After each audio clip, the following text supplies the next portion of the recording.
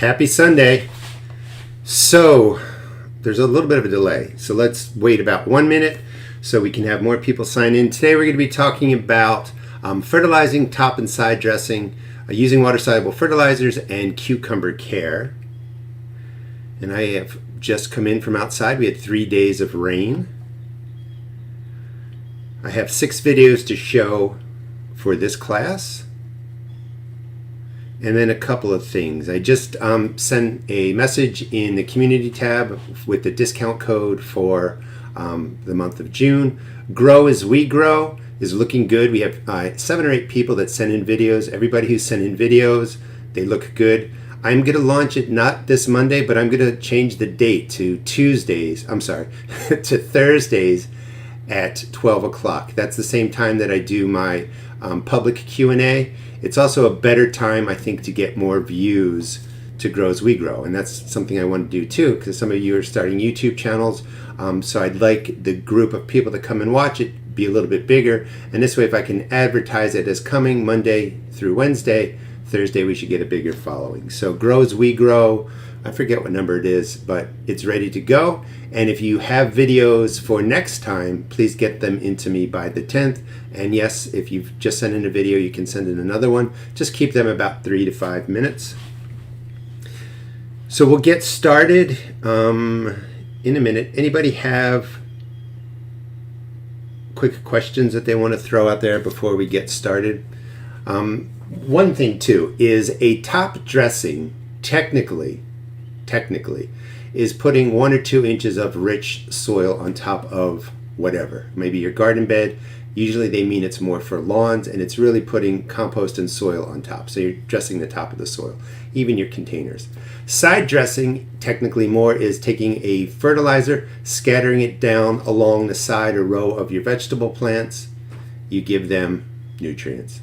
However, top dressing and side dressing have just kind of been flipped back and forth for vegetable gardening, so I'm kind of using them interchangeably. And the whole idea is that we're putting something on top of our garden beds, and today we're focusing more on earth beds, something on top of our garden beds that are going to feed the plants. And typically we do this a little bit in theory, late fall, early spring to prep the beds, and then we plant. But this really focuses on mid-season top dressing and maybe a little bit later season top dressing for those plants that are still alive and kicking and have been producing. All right, so that's the quick overview. And if I didn't say that, I got a lot of stuff here on the list. I'm going to turn this classroom public in, I don't know, sometime next week. Of course, the chat won't be active, but I want to be able to show people what the live classrooms offer, and they'll be able to see the live chat and everything that's going on. And I think one of the benefits of the perk memberships, besides the classrooms and the mentoring Q&As 3 or 4 a month, you guys have a lot of information that can help each other out. So I think that's wonderful too. All right, let me buzz through this real quick to see if there's questions. In fact, I'm going to pop the chat out and put it over here with my software that I manage the videos with. Hold on. All right, so I have everything now on one screen. Yeah, thanks, Rebecca. I was just thinking Mondays, sometimes everybody watches YouTube and does social media, and then they go to work on Monday and they're catching up on things or getting started. So I thought moving, I hope I'm not having technical issues. If you're having trouble hearing or seeing me, Melanie, let me know what's going on. So my idea was that we were going to move the Grow as We Grow later into the week when people are starting to think about the weekend and thinking about gardening. All right, here's one question before we get rolling. Question not related to the topic. Hydrogen peroxide spray. What time of day is best? Don't remember how sun affects it. It's better in the morning, cloudy day, later in the evening. Sunlight, the H2O2, the hydrogen peroxide molecule, is not really stable. So sunlight does break it and degrade it into like water and hydrogen and oxygen and stuff like that. So not in direct sun gives it a little bit more time to sit on the leaf, clean the leaf, and kind of remove the fungal issues.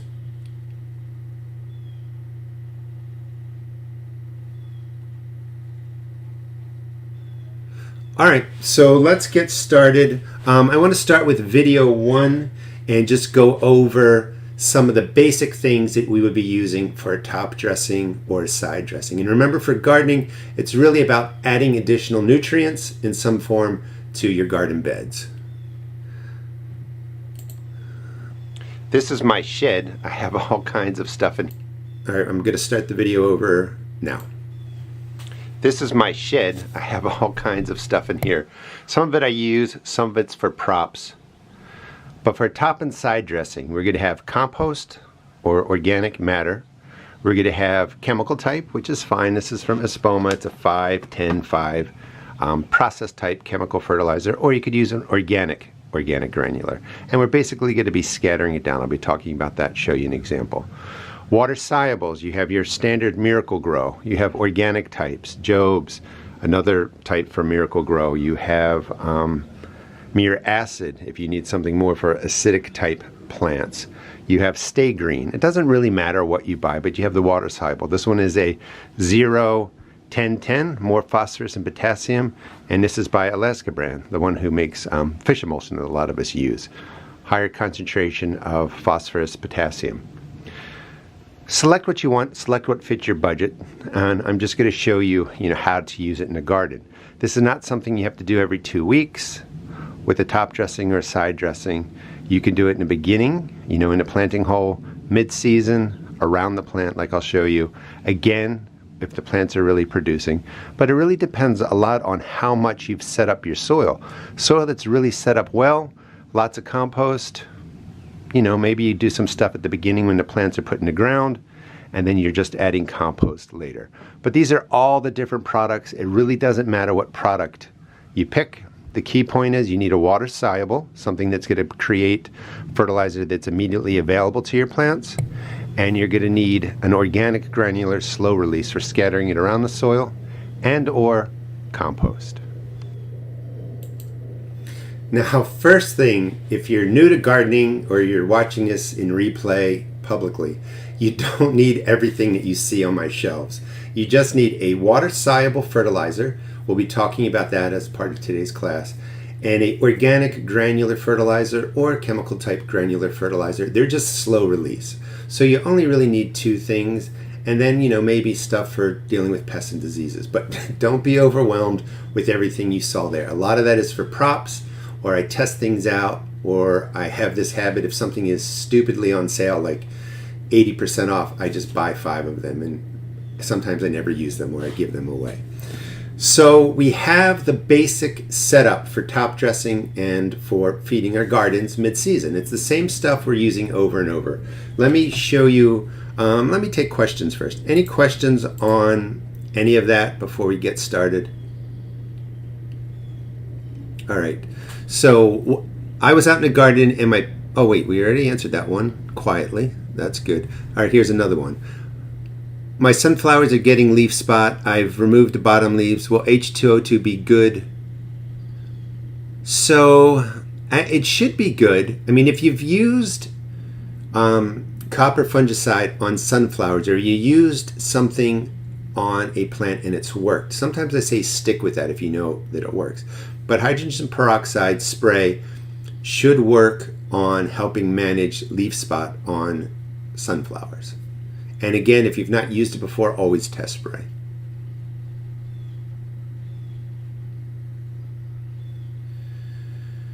All right, so here is this demonstration camera. I just wanted to show you this. So stuff that we're going to be talking about with top dressing, side dressing, prepping the top, into the soil, the surface of the soil. This is my compost, completely dry. That's what dry compost looks like. This is the compost I used in the video today with moisture. It looks nice and rich. And this is what they talk about technically for top dressing. Rich soil, putting an inch across the surface of your beds. This is a chemical type granular fertilizer. You can see that it's pellets. It's not going to harm you. It's not going to harm your garden.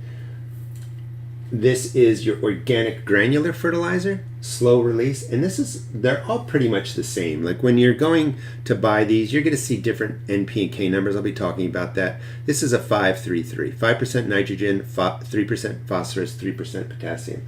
This is basically cow manure, blood meal, feather meal. All of them, the organic granulars are a lot the same stuff.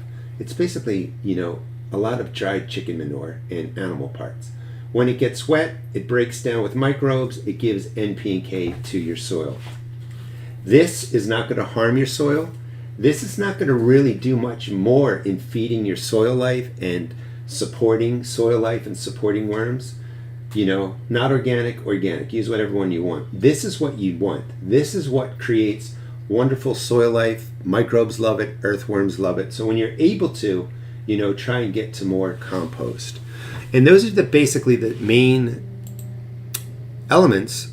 Well, I don't know, maybe elements, but main items that we're going to use to take care of the garden. Any questions on that? Anything that you got? And I'm going to be asking you a lot today if you have questions, because what you top dress, different plants, how you use it, everybody might have something different. So feel free to, say, this is what I'm using. Is it good? What plant should I use it on? Should I use it on tomatoes or whatever? Generally speaking, I'll be able to answer it for you. So any questions on that? Any specific fertilizers you're using? Anything you're wondering about, what to put on your plants? And I'm just checking my notes as I wait for questions.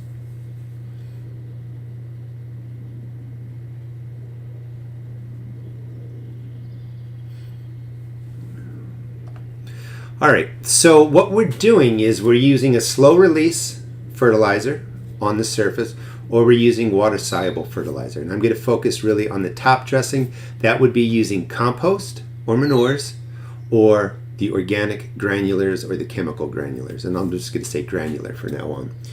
What you're actually doing is you're waiting for mid-growth to whatever point you feel like your pepper plants are halfway there or almost halfway there. Your tomato plants are almost halfway there. You're going to feed the surface of the soil. At mid-growth or close to that, your plants, most plants, are putting out surface roots everywhere. And they're looking for fertilizers. They're looking for your mulch that's breaking down. They're looking for stuff you've put down before. And when they get water, they always need water to pull in the nutrients. They're pulling those nutrients in. So after they're growing for a while, and typically we just arbitrarily say mid-growth, we feel like they've used up a lot of the nutrients. Now, frequency of top dressing and water solubles is really dependent upon the plant size and how well your soil was prepped in the beginning, and that's going to vary. The only thing I want you to take away is that you don't have to do this weekly, every 2 weeks, once a month. You can kind of just go with mid-season, later in the season, etc. And ask me questions about that. So when we're putting down the top dressing, the granulars or the manures or the compost, we're just concentrating on that top 2 to 4 inches, maybe 6, where all the surface roots are. And when you water and rain, the nutrients wash into those shallow roots, the plant pulls it in, and you've given them a boost. And that's the whole plan is, basically we set up our gardens fall and spring, we put in the plants, feed them, get them growing. Mid-season, we give them a little more. Later season, if they're still going, we give them a little more. You don't have to overdo it. The whole name of the game is slow and steady with the fertilizers. Kim, I fill my beds with lots of broken down horse manure, rotted hay in the fall. I guess I'm wondering if I need to top dress. I would, take a look at your plants. And when I'm looking at my plants, I'm always looking, are they green and are they growing? And if they are, you don't really have to add the additional top dressing or do it really in a limited way. And take notes a little bit. But you have a good example here. If you've really put in lots of manures and rotted hay and the top of the soil is getting mulched and getting that compost and manure at times, you have a lot in there. And that's part of what I want to stress in my teachings is we're kind of geared and fooled, like when you read instructions on Miracle-Gro, feed every week or every 2 weeks or give a full tablespoon of the stuff. It works, it's good, but you don't need a full tablespoon. So we're kind of, primed to think that we have to keep feeding and feeding. Earth beds, to answer your question, I think you're pretty good. Containers are a whole different story because they pull out all the nutrients. And yes, we are often giving them water solubles every 7 to 10 days, when the plants are larger. But today we're really focusing on our earth beds. When you side dress or top dress with the granular, do you scratch it in or let it sit? I did prep the soil well when I planted things, but they look a little sad with all the rain and humidity. I will just kind of scratch it in real quick. If I have, like in the next video I'm going to show, I have mulch down, I have grass. I just scattered it on there. I'm going to put more mulch on top of that. I'll just let it break down and wash in. You could do one or the other. If you have long rows, you just scatter it down. It'll save you some time. As soon as that organic granular gets wet, the chicken manures, the blood meal, the bone meal, it begins to decay. I mean, as soon as water's added, fungus, molds, microbes go to it and starts breaking down. Next rain or watering is going to start washing it into your soil.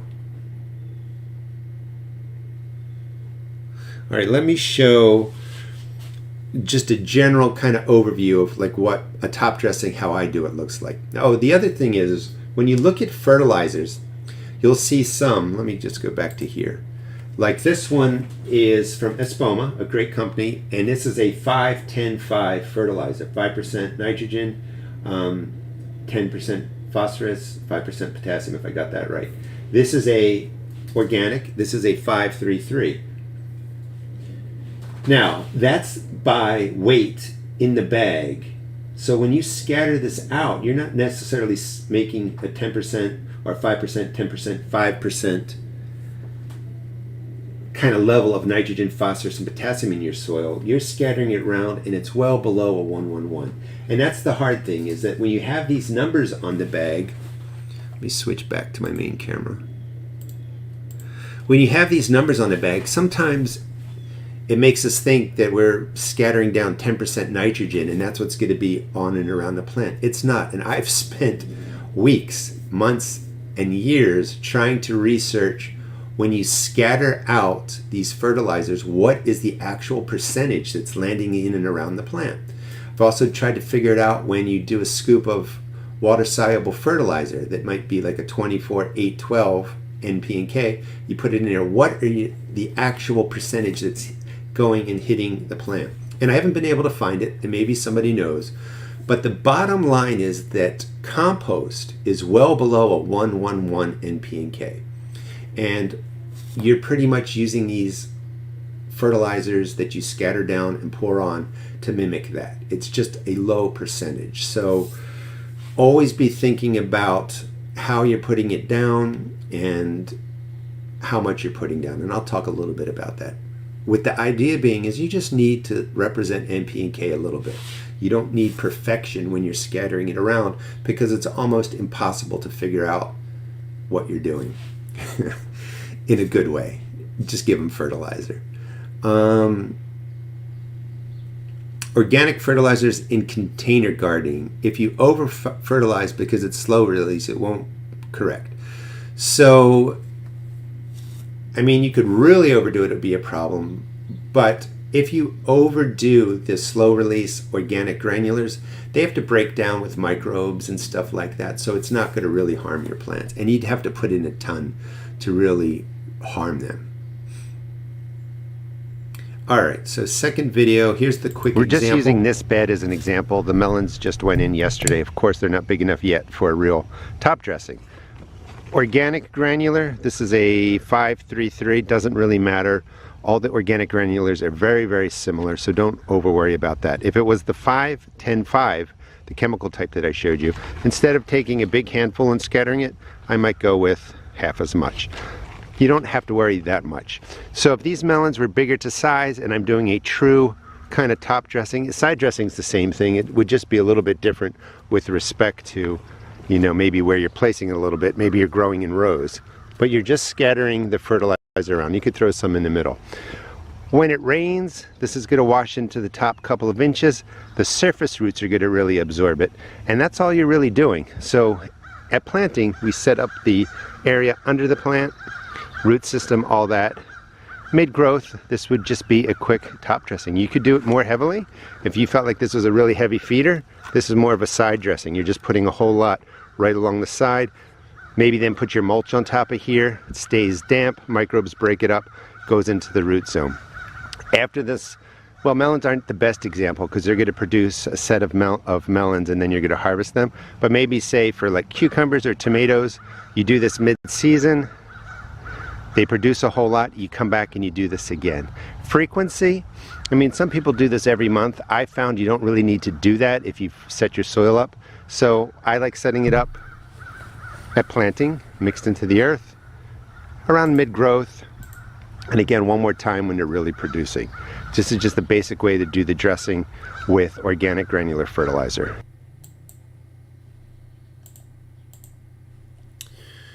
So that, in theory, is that we're putting the top dressing around the bed. Even though it's a raised bed, it's still an earth bed. The roots get down into the earth.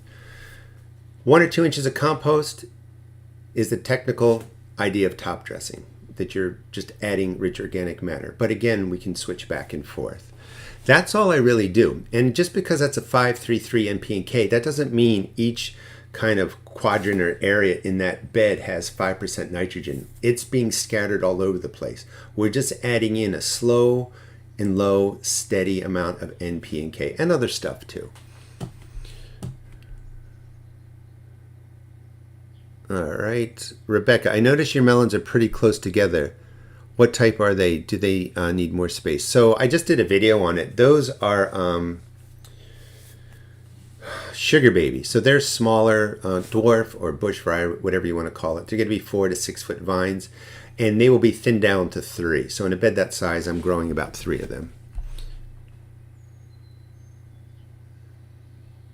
Kim, I have a cattle panel hoop house for fall winter greens mainly. It's resting now. So would you throw granular down, water it in, and it will be mid-August before? I would. I mean, if you have compost, I would put the compost down now too. But I would scatter very similar, maybe not as heavy as I just did, all across the soil and just let it break down. I mean, that's the best thing you can do. By letting your stuff break down now, it's going to be a little bit more kind of a faster feed because the microbes have already done the trick. It's a slow release because in the video when I put it down, it's not in the form that it can be pulled into the root system really. So it has to be broken down by microbes, and that's going to happen over the weeks and months, and that's kind of what makes it a slow release. All right, checking my notes real quick.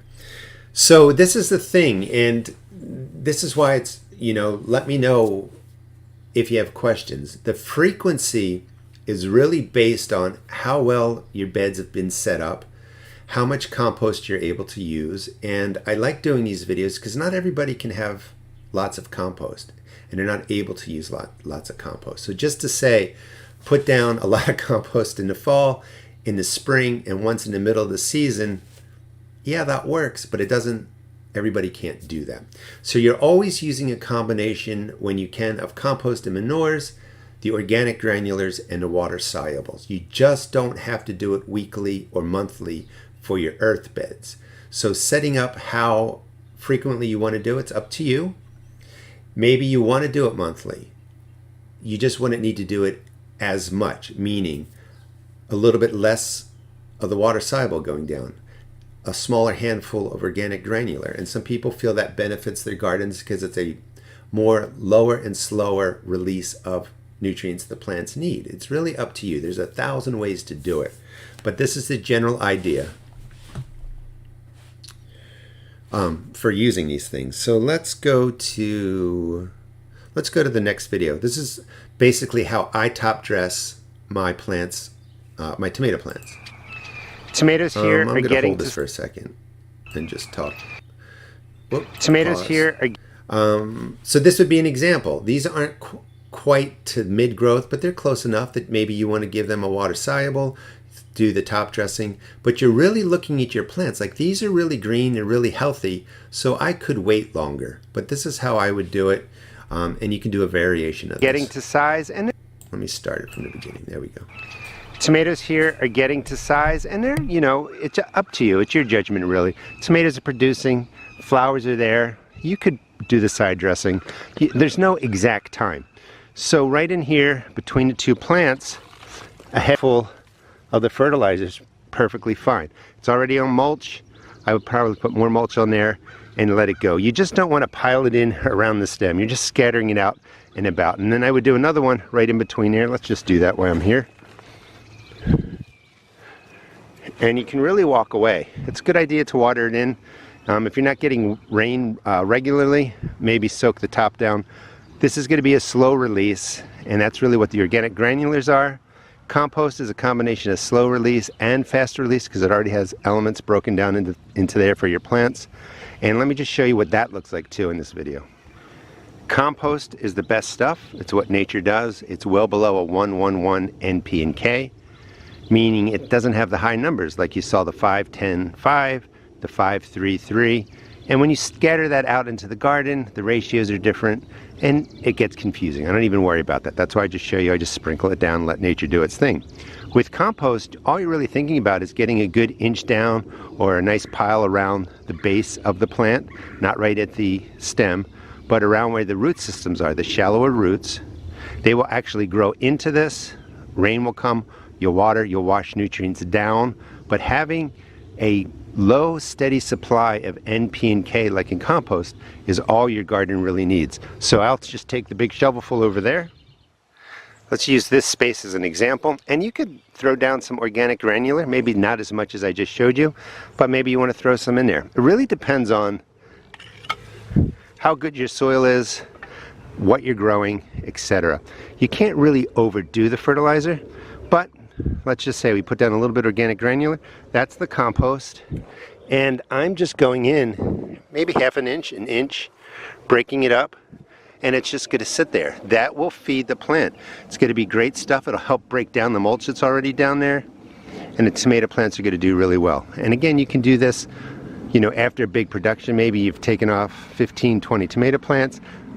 They're now 6 feet tall. You want to do more in August to feed your plants, and this is one thing that you can really do, is just putting compost down just like this. And you can't really overdo compost. You could go all the way down here, fill it in half an inch to an inch, and the plants are going to love you for it. Plus it'll prep the soil so that when you take the tomatoes out, maybe end of season, put in your cool crops, you still got great stuff.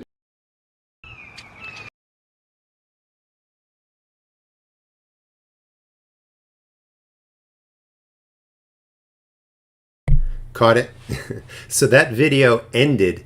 It got cut off a little bit, but it was basically saying if you do the technical top dressing with some soil, organic matter, it really sets the bed up for your future plantings and stuff like that. Almost forgot the sound. Well, I did, but for a second. What's important to take away from that is there are a couple ways to do it.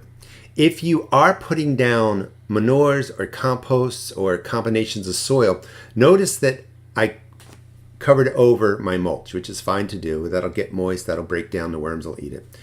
But that was also a barrier to stop soil-borne potential spores and diseases from splashing up onto my tomato plants. So even if you're adding in totally broken down compost, there's a chance that there's some spores on there or some disease issues. It's rare. But you also want to think about putting down the manures, the soil, the compost, combination of all, and then mulching over it again. And that's just to keep the soil from splashing up on the undersides of your plants. All right, let me check for questions here. Tiny, do some vegetables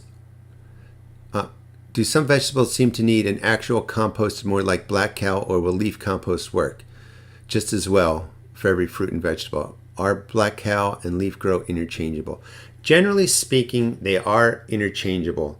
Black cow is probably a little bit better for more nitrogen, phosphorus, and potassium. Leaf compost has that, not usually at the highest, not usually at the same rate as black cow. And it's better to help condition the soil, and it's better for microbes, and it's better for worms and stuff like that. Black cow might be better now. Years ago when I got it during COVID, it was just like, cow manure from the field ground up, like their quality disappeared. So hopefully it's back to being quality again. If you're going to just use leaf compost, I would do a little bit scattering of the organic granular mixed in there. That's just to give it a little more NP and K. But that's something you get to tweak. So The leaf compost is great for adding in the leaves. What you're also getting in the leaf compost, if you're making your own usually, is all kinds of worm castings. That's even better, and maybe than what you're getting in the black cow. So it does vary, but the whole idea is just supplying regular organic matter to your garden in different ways, and your garden and plants are going to love you for that. Those, Brent, are indeterminates in the beginning of the video. There is one, I don't know if it showed up, but I have a determinate variety growing in there. It's a tiny tin, but those are determinate variety, or those are indeterminate tomatoes, and they're going to get at least 6 feet plus tall.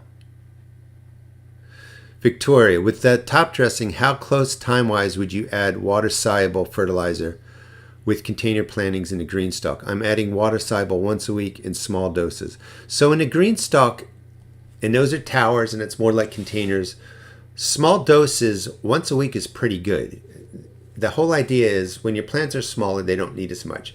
But once those containers get filled up, I think it is a good idea to do small doses every week. You're just keeping the N, P, and K in there, and it's flowing nicely into the plants. If you're doing low doses and your plants begin to look yellow or a little stunted, you can increase the potency of your water soluble.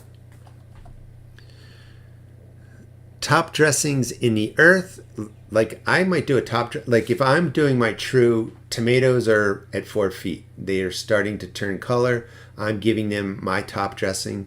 I'm going to put down the organic granular. I'm going to put down the compost. I'm going to give them a quick shot of water soluble, and I'm going to walk away. So part of the frequency is also how much time you have to spend in your garden. I feel like I've figured out and created my soil that I can do it beginning, middle, maybe towards the end, and I'm good to go.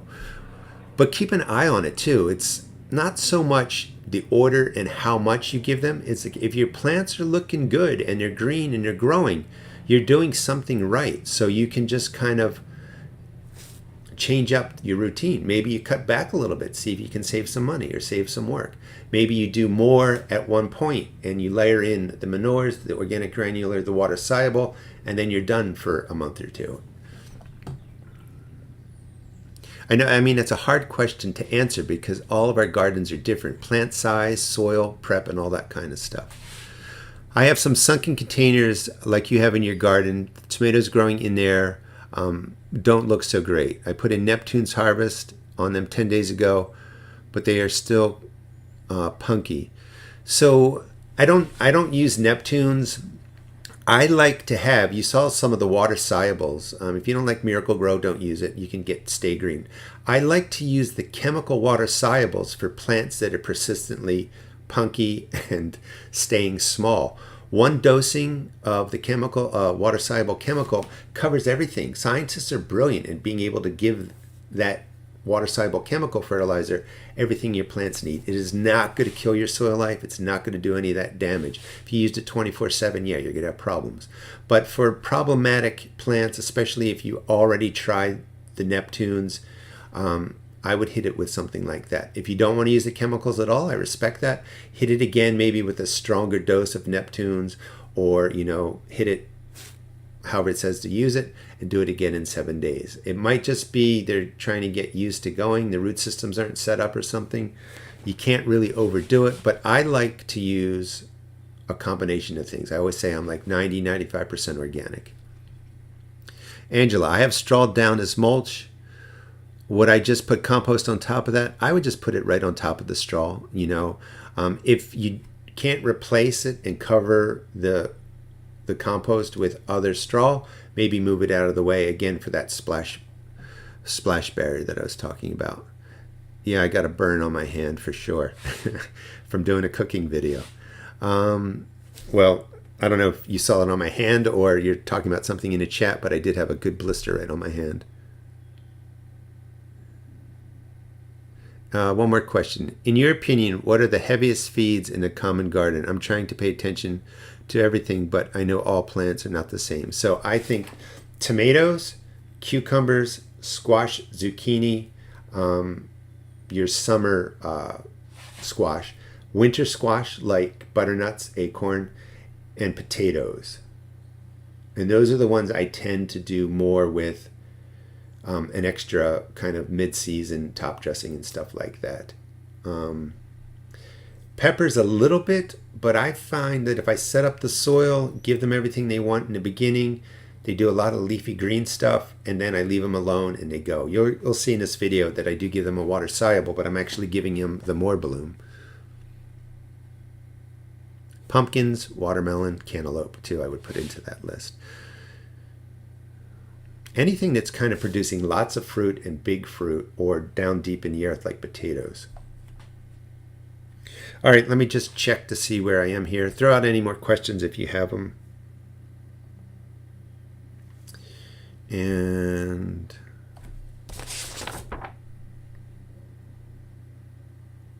yeah, any more, I mean, real quick, any questions on a specific vegetable and whether or not a top dressing, side dressing, water soluble mid-season is worth it? Your strength is going to be you, and knowing your garden and growing in it year after year is just watching the plants. Like I think Gail was saying, you got some punky looking tomatoes. You know they need more. So you don't have to go and water everything with the water soluble. You're just going to increase the need for those plants. Or if you're growing potatoes in a bed, they might get more. You know, tomatoes definitely going to be middle of July. They're going to get a mid-season feeding of some sort. I'm pulling out potatoes from containers soon. I prep them in the spring with compost, fertilizer, native soil. Should I repeat that before I put something else in those containers? I would if you can. There's probably still a lot left in there. And in this case, you set up the potatoes well. Depending on how much extra you gave them through growing, also defines what's left behind. If you set it up well, you didn't give them anything, a lot of the nutrients is pulled out. So it's hard to say exactly what to do, but it never hurts to add in more compost, a handful of the fertilizers or anything like that.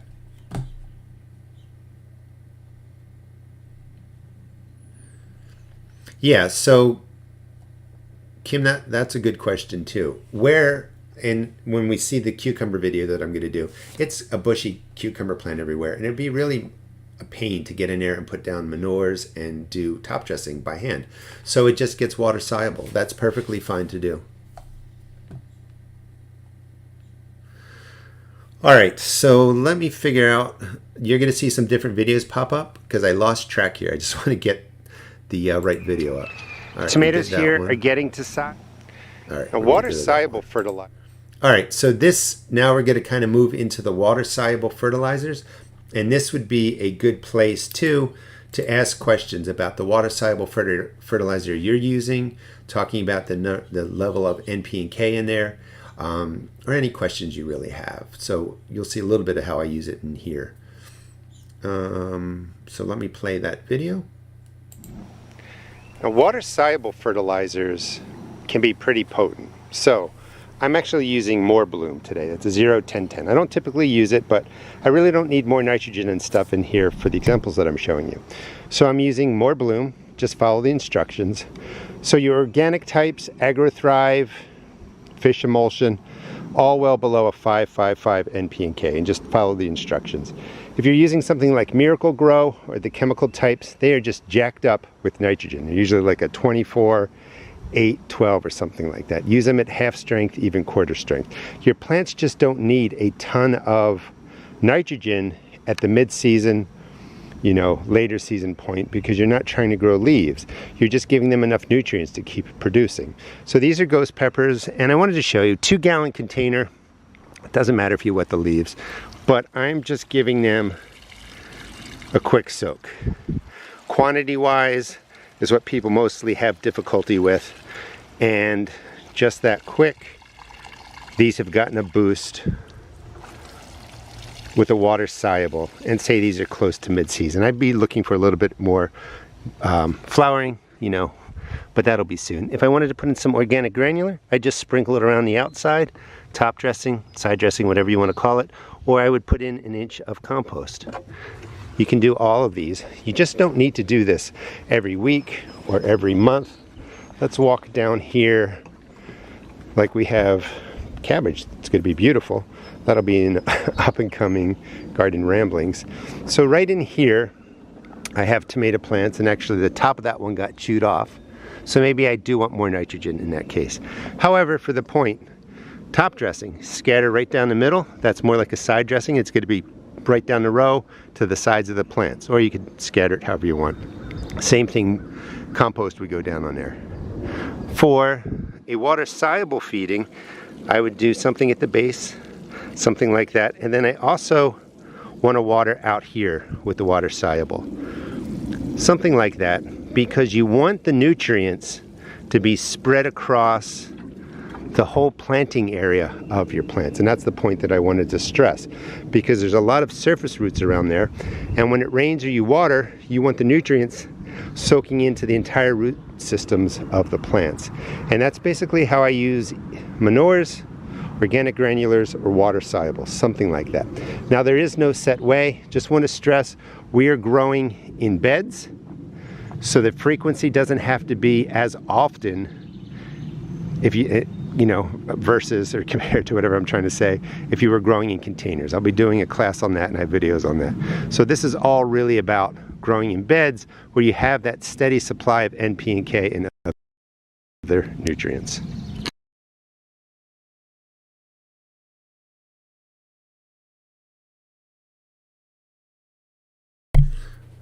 Second time, almost forgot. Any questions with respect to that video? So I know in my head, like, I got to turn it back on, and then I start thinking of the next thing that's coming up, and I lose track. So microphone's back on. Throw out any questions. I want to check real quick to see if any came up while you're watching the video.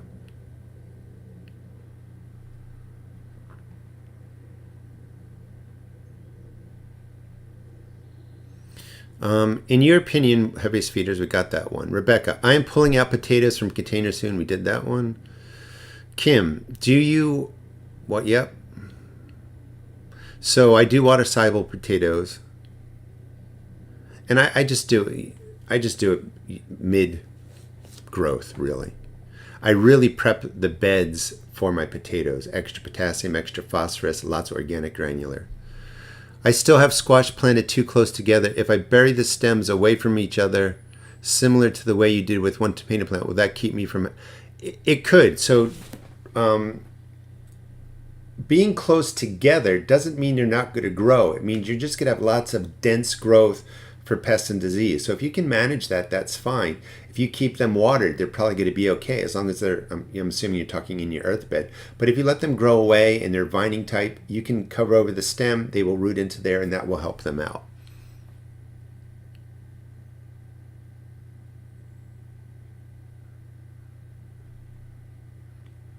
Those are red acre cabbages.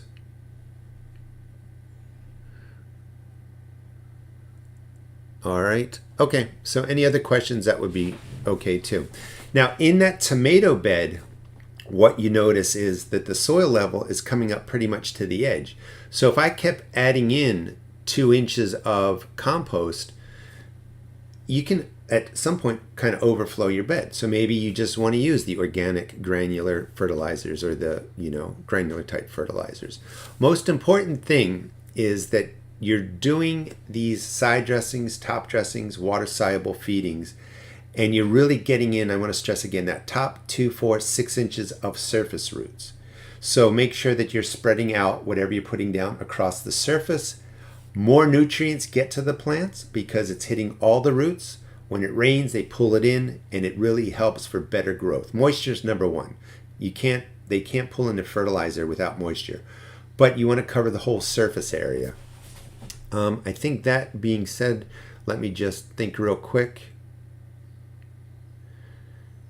The other question is how much? Like when you mix up a gallon of water soluble, some people have been giving the whole plant an entire gallon. You're going to run out of money, and you just don't need that much. So figuring out kind of the style that I did, it really works best. Using your eyes to look at, to see how green the plants are, and if they need a little bit more. You really get to create your own style and work with what you feel is better.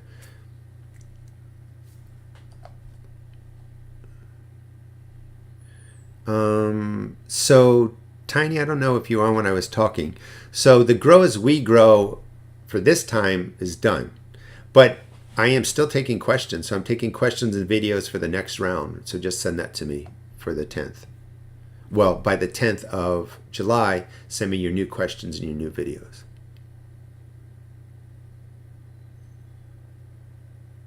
All right. And let's just make the switch over. Any last questions about fertilizing? Slow and steady is best in whatever style you want to do it. Frequency is really up to you.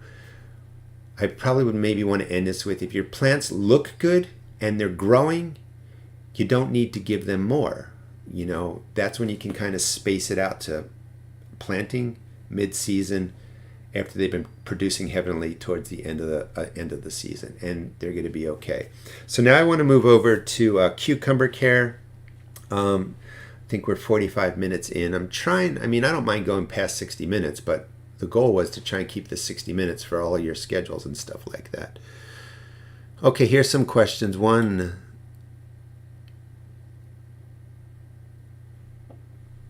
so Tiny, not grow as we go, but the regular questions.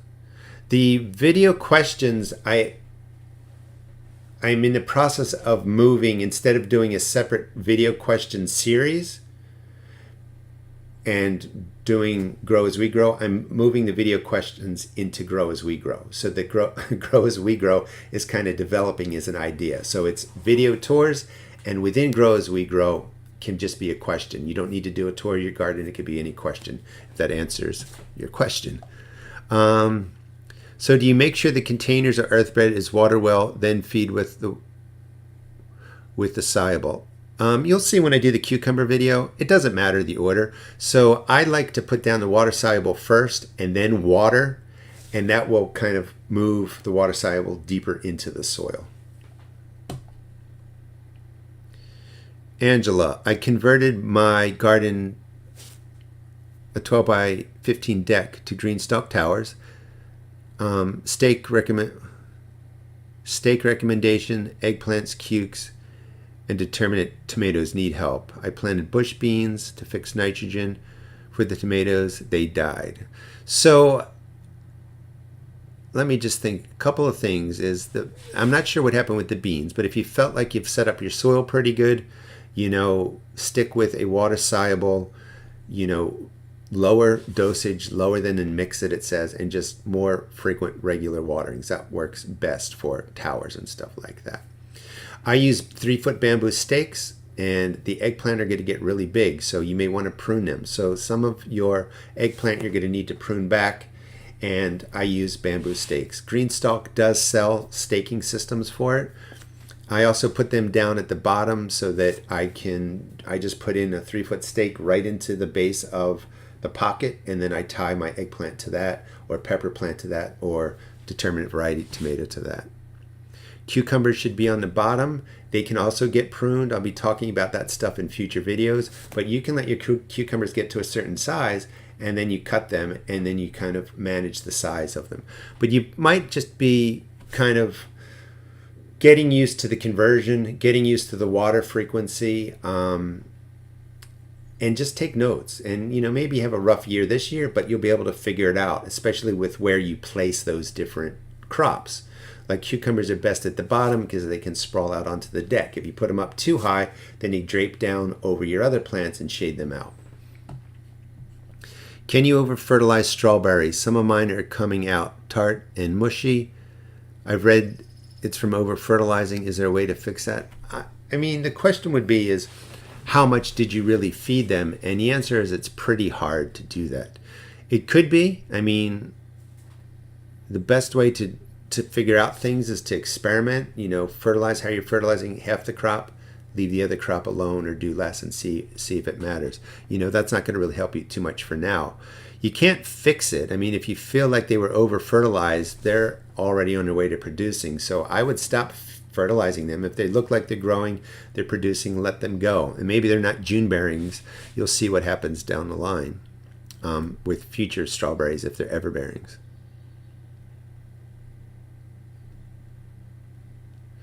And Angela, if you have more questions about your green stalk, those specific plants or something that's going on, please drop the question, you know, make it a little more specific.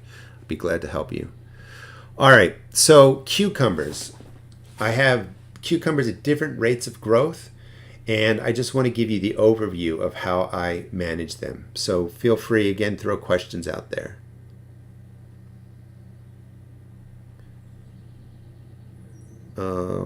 Lost track of the video, hold on. Now for cucumber Okay, care, I consider this about mid. There we go. Now for cucumber care, I consider this about mid-growth. It's a bush variety, and they're going all over the place. This is the order that I take care of them. First of all, I look at it, and they don't really need more nitrogen or anything like that. So I'm actually going to use the more bloom in here. If I wanted to give them a feeding, it's a little bit hard to scatter in the organic granular. I would go with the water-soluble. So just your standard water-soluble. If you want general leaf growth, want to represent NP and K. And this is the order that I would do it. So first I assess the plants. They look green, they look good. Don't see any really diseases on there. And I would just take the water-soluble and I am pouring it across the plants. And I'm just wanting to soak down the bottom where they're growing, where the surface roots are, you know, a little bit out here. That's not even a half a gallon. That's all I want to do to give them a boost of something. The next step, and you can, you know, you don't have to worry about having the fertilizer on the plants, water soluble for them. They will absorb some through the leaves, but they're going to get a ton from the roots, so it doesn't really matter. Then I like to just rinse it off. I like to do that more so because at this point, you know, I would spend 5 minutes or so and just really soak in the soil, water them, get that water soluble mixed in there, and you know, they're good to go for several days before watering. So I've taken care of two things. Next, you can see that the leaves are pretty dense. The only leaves that have value are the leaves that are out here that have sun on them. As you get inside, other leaves on the outside shade off the leaves on the inside, and you would want to prune all of those out. And I'm not going to do it all now because this will take a while. You can either just clip the top and remove the leaf, or you can clip down closer to the stem. It really doesn't matter. But before I start taking the leaves out, and I would open up that whole base, you really just want to leave the leaves on the outer portion that are collecting sun. Any leaf on the inside that's getting shaded isn't really doing much. And you can see, you know, it's a good time for top dressing or feeding. There's a cucumber. What I'd like to do first, because you're damaging the plant, you're putting the cucumber scent out, I just soak everything down with my peppermint oil spray first. Top sides, undersides, that's for scent masking. I also get spider mites. So by putting the peppermint oil spray down now on the undersides, even though I'm going to be taking out some of these leaves, you're not really wasting the peppermint spray. You're just coating everything. I'm coating the undersides of the leaves, hitting any spider mites, masking the broken plant leaf scent from bugs that might zero in on this. And that's my general routine, taking care of cucumber plants. And then the final step would be, after this dries, is just to pick, this is Captain Jack's, some of the outer leaves and put the bug dust there, maybe some out there. And that's just for the cucumber beetles. And just to give you an example, I would do some there, some up there, some down there, some up there, and then some down there. And you can kind of see that I make a pattern. That's enough dust for the cucumber beetles to run through there and to die off. And this is generally how I take care of my cucumber plants. Let me show you another planting. Being a bush variety, it's really taking up a lot of space low to the ground. All right, microphone is on. Let me pull up the chat here again. That's my general process for taking care of my cucumber plants. And just a side note, in the next video I should talk about succession planting for cucumbers. Those plants look really good to me. They don't need much in the way of fertilizer in my opinion, but you can give them a little bit of love if you want to. But my goal's not to have that cucumber plant stay beautiful like that from now, what is it, June 25th to the end of July. No matter what I do, I know that plant is going to get beat up from the heat, from bugs, whatever. So my whole care is about getting it to where it is now, letting it grow another couple weeks looking good, producing, and then I'm going to forget about it probably and pull it out. But I'm going to have other cucumber plants in place. So one of the things for cucumber care is not to get so attached to one plant, any plants in your garden, where once they get to the point where they're past their prime, top dressing doesn't help, late season feeding doesn't help, pull them out, have a plan to put in new plants, because cucumber plants are really ready from almost germination. In 45 days, they're going to be producing for you. So let me see if there's any questions.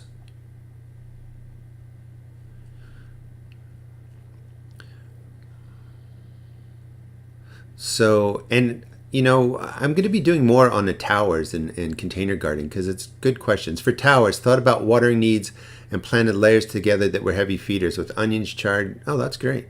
Hard to keep things only on the bottom. It is, and you do get excited with the towers and you want to, put stuff in all the pockets. The biggest issue is watering. And as the season progresses, I stop using the reservoir up top. It's just slow. It's great for feeding and stuff. And I just fill up, I go down the side with a spray on my hose and fill up every level and just fill it full of water. It speeds up the process, but watering becomes the biggest issue.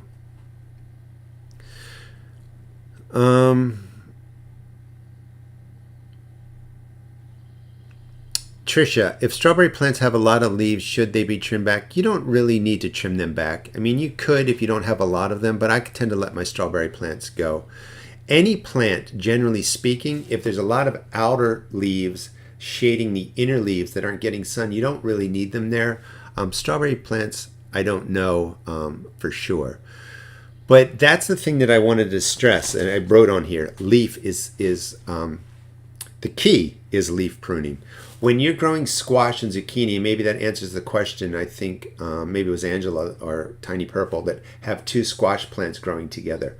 Remove the leaves that are just getting shade. Same with your tomato plants. I'll be doing videos on that. When the outer part of the tomato plant gets big and that core is just leaves and shade, you want to remove the leaves. Nothing really comes of leaves that are being shaded out. It's just a great place for disease, for bugs to hide, keeps the soil cool, which helps for the plant, but also helps for pests and problems like that. So you want to remove out those leaves that aren't really doing anything because they're not really adding to the plant.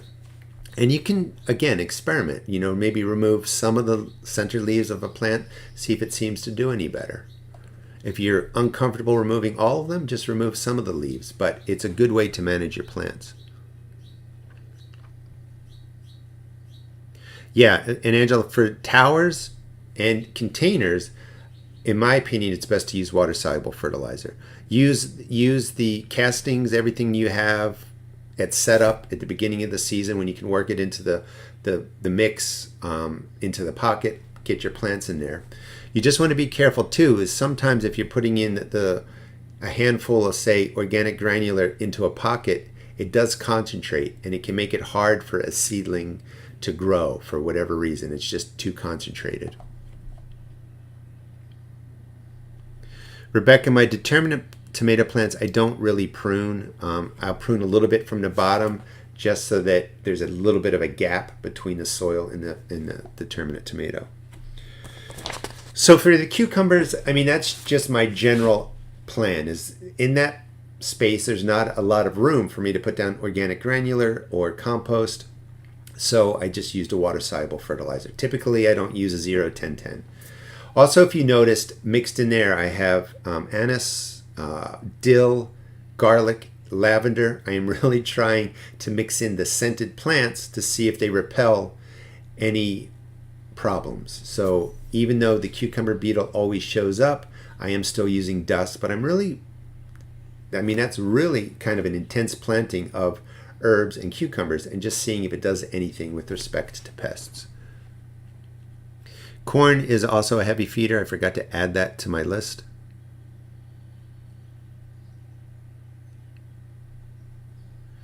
All right, so we go with the water soluble, water it in, any order is fine. When the plants are getting to that size, that's when you want to start removing the bottom leaves. I don't want to remove too many leaves when cucumbers are first getting started because they're using most of the leaves to collect energy from the sun. I like the peppermint oil. Makes a huge difference for spider mites in my opinion.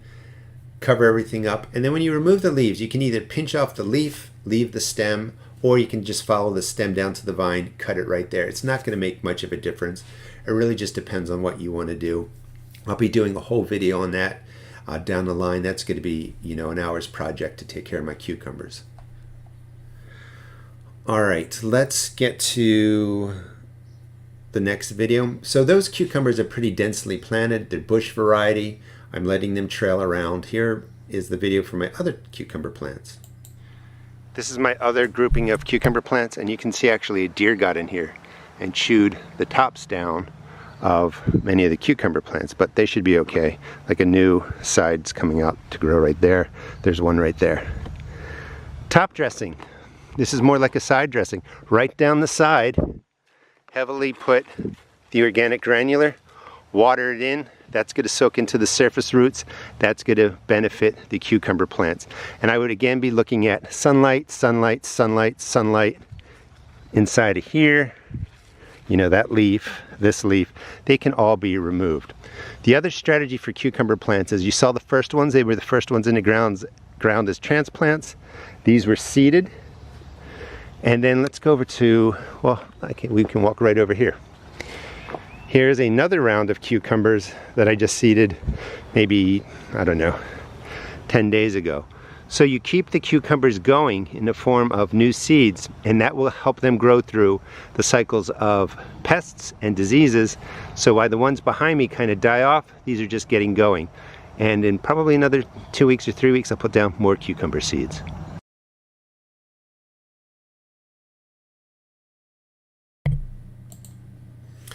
And part of my cucumber care routine includes, and for a lot of my crops, includes planting new seeds or maybe growing transplants somewhere. So that's something that I wanted to kind of impress upon you all for care. It's not just about taking necessarily care of one plant.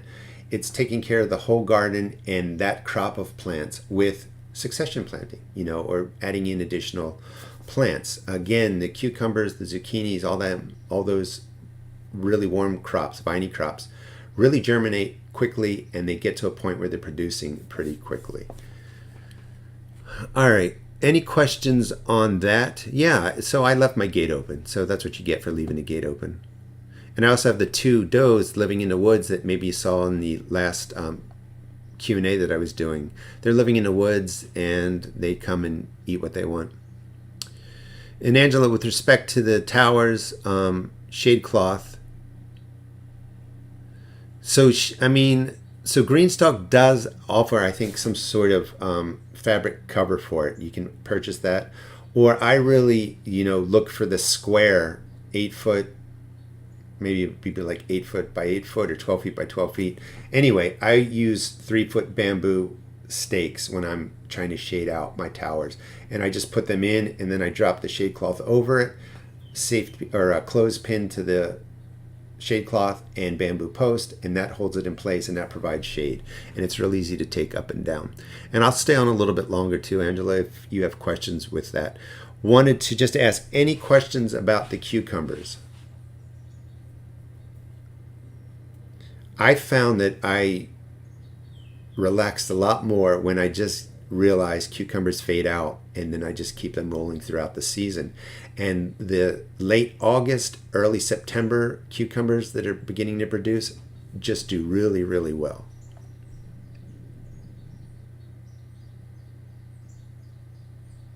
I'm going to check my notes, throw out any last minute questions.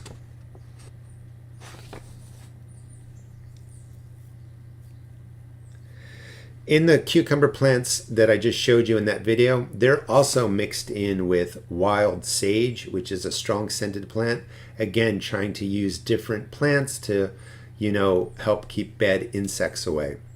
I like how that's set up. That's the true definition of side dressing. You just come right down the side with the organic granular. That framed bed is full. It has grass in there. An inch or 2 of compost is just going to start spilling out of my bed, so that bed gets regular grass composting, and it does really well. The worms pull all that stuff in. The soil does really well. And the cucumbers that you see there, I just have to set up that row, drop in my seeds, and every year it's really good. That could get a water-soluble fertilizer too. You know, at that point, maybe I want to give them a little bit more. But they look really green, and I know that the whole goal of what we're talking about is slow, steady NP and K, fertilizers, first level, second level, all of it. Organic matter makes a big difference with soil life and the worms and worm castings. So if your plants are looking good, you know, you can let them go. If you have plants that look like they're struggling, that's a great time to hit them with a water-soluble fertilizer anytime. So a lot's going to go into this. How well you set up your plants to start, your soil to start, what size your plants are, what you're growing, all is going to impact how you do mid-season, top dressing, side dressings, etc. But don't feel like you have to be like so stuck to a schedule that it makes you have less fun. You know, you can be a little more flexible, you know, feed the plants when you can, but watch them, you know, test out ideas and kind of see how it goes.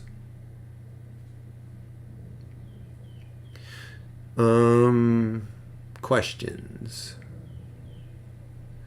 So I have right now 3 plantings of cucumbers. I have the bush cucumbers you saw, which were transplants, and they were growing for, I don't know, maybe a couple of weeks. I'm not sure. I can't remember. Then I put in the second round of cucumbers you saw, all from seed. They're doing really well. And then in my other garden, I put in cucumber seeds about a week before the little baby ones that I showed you. So right now it's, let's say, about 3. I will do another round at some point, probably mid-July, and again in August. I have enough room in my garden. I'm sticking to my plan of not overplanting stuff that I don't need. I don't need any more tomatoes. So I have space, and because I have space, I can keep up my plan of putting in additional squash, additional zucchini, more cucumber plants, and that will allow me to keep that harvest going and not have to be so worried about trying to keep one plant alive.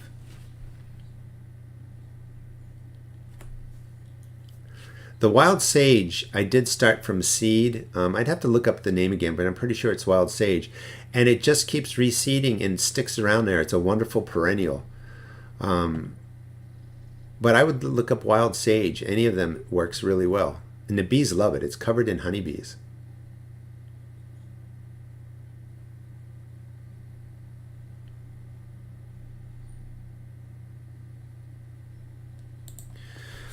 All right, so I think we've covered this session.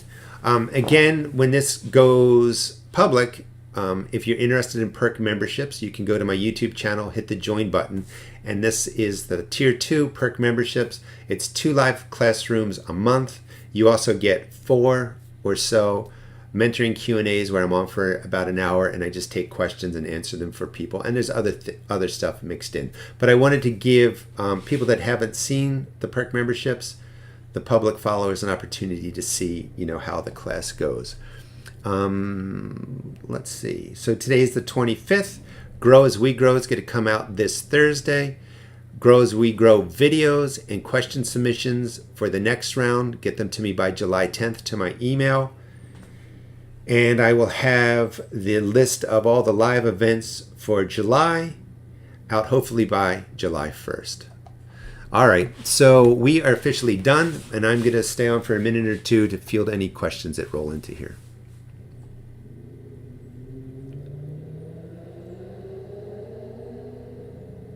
So you couldn't get the green stalk supports to hook up into the leaf tower. So I don't know. I haven't used the supports for a while. I know that Ashley at Greenstalk is really helpful. So if you want to email them and talk to them, maybe they could help you out with that. But I really like Greenstalk. They're family run. I know them. They're good people. And if I can find my supports, I'll try and test it out and maybe help you out in the future.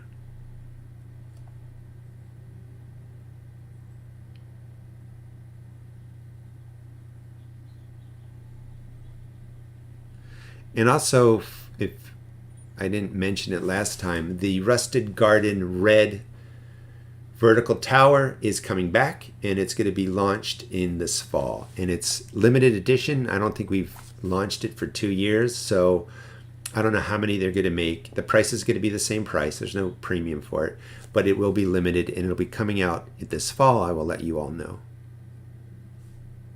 All right, I guess we'll call it a day. I'm going to go out into the garden. I'm going to shoot garden ramblings. Garden ramblings today is going to be a harvest garden ramblings. I just, this morning, just for fun, reached into the soil, pulled out, some nice size red Pontiac potatoes, cooked them up for lunch, pulling blueberries, blackberries out of my garden, more than I can eat, and I even have people coming and getting them, still a lot producing. So I'm going to be showing the production of the kohlrabi, my beets, turnips, all kinds of stuff that are coming out of the garden. All right, I will see you guys